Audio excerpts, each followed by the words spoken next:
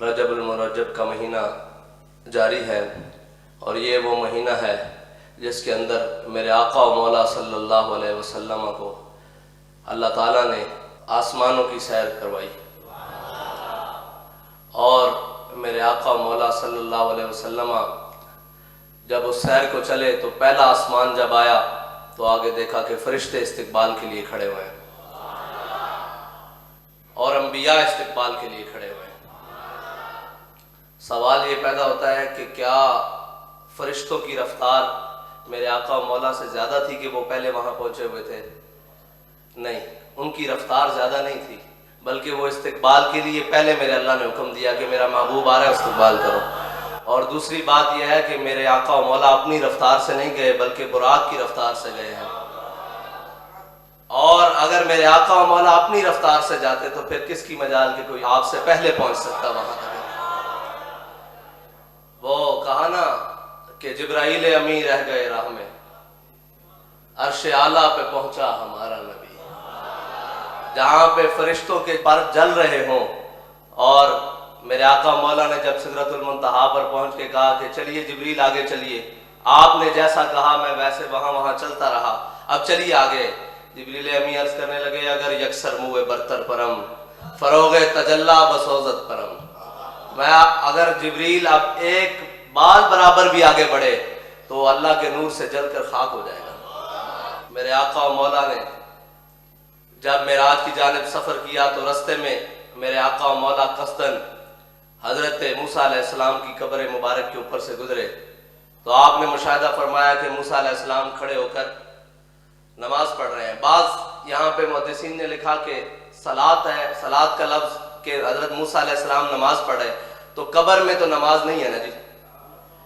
تو پھر مفتی احمد یار خان نعیمی صاحب نے لکھا کہ حضرت موسیٰ علیہ السلام نماز نہیں پڑھ رہے بلکہ قرآن میں ان اللہ و ملائکتہ یصلون علی النبی، یصلون سے معنی مراد یہ بھی ہے کہ وہ میرے آقا و مولا صلی اللہ علیہ وسلم پر کھڑے ہو کر درود السلام پڑھ رہے تھے۔ میرے آقا و مولا جب عرش اولا کی جانب بڑھے تو رستے میں میرے آقا و مولا کو جو مشاہدات کروائے گئے اپنی امت کے بارے میں، میرے آقا و مولا جب آگے بڑھے تو دیکھا کہ کچھ لوگ جن کے پاس ہانڈیوں میں پکا ہوا گوشت ہے اور دوسری جانب اس کے ساتھ بدبودار اور کچا گوشت بھی ہے، تو وہ لوگ ہانڈیوں میں پکا ہوا صاف ستھرا گوشت چھوڑ کر بدبودار گوشت کو کھاتے ہیں، پھر دوبارہ وہ گوشت ہانڈیوں میں آ جاتا ہے، پھر وہی صاف ستھرا گوشت بھی ان کے سامنے ہوتا ہے، اور پھر وہ بدبودار گوشت کی طرف بڑھتے ہیں اور وہ کھانا شروع کر دیتے ہیں۔ میرے آقا مولا نے فرمایا جبریل امین یہ کون لوگ ہیں؟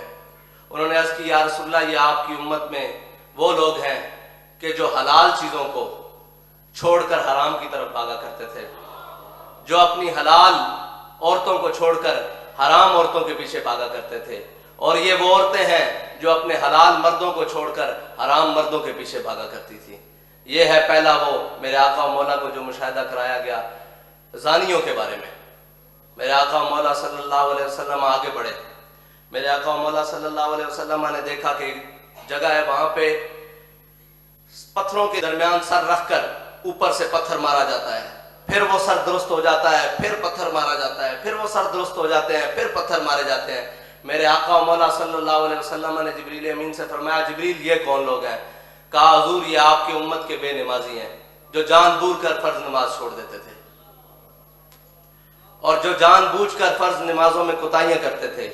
میرے آقا و مولا صلی اللہ علیہ وسلم جب آگے چلے تو آگے جو دیکھا کہ ایسے لوگوں پر گزر ہوا جن کی زبانوں اور ہونٹوں کو لوہے کی کینچیوں سے کاٹا جا رہا تھا، جن کی زبانوں اور ہونٹوں کو لوہے کی کینچیوں سے، جہنم کے لوہے کی کینچیوں سے کاٹا جا رہا تھا۔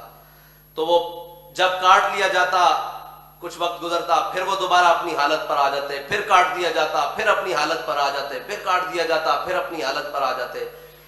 میرے آقا و مولا صلی اللہ علیہ وسلم نے حضرت جبریل امین سے فرمایا اے جبریل یہ کون لوگ ہیں؟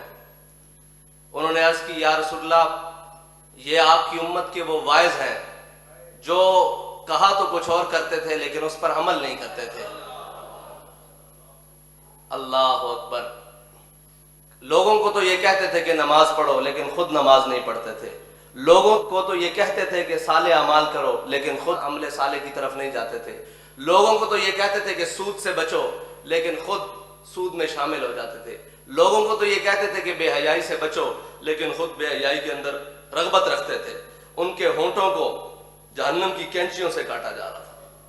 یہ ہے وہ بات جس کو امیر المجاہدین نے سیدھا کیا کہ جو کہا اس پر عمل کر کے بھی دکھایا.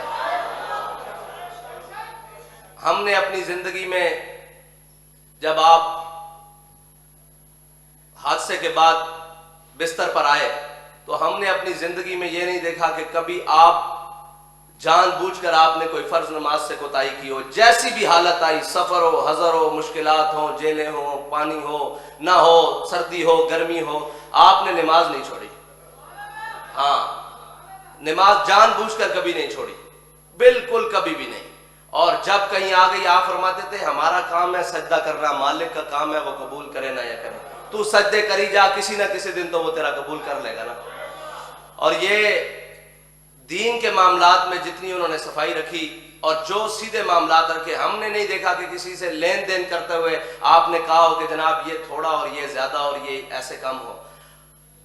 ایک ہم پروگرام میں جا رہے تھے کہ رستے میں ایک ٹول پلازے سے ہم گزر گئے تو صاحب ذرا رش تھا، ہم نے ٹول پلازے کا وہ جو پرچی ہوتی ہے وہ نہیں دی تو آپ نے آگے گاڑی سائڈ پر کروا کے فرمایا تم حساب لگاؤ کتنی گاڑیاں ہیں. میں نے کہا جی اندازاً 25-30 ہے. فرمانے لگے یہ پیسے لے جاؤ 50 گاڑیوں کے پیسے جمع کرواؤ تاکہ کل کو ہمارے اوپر ہمارے سے یہ سوال نہ ہو سکے.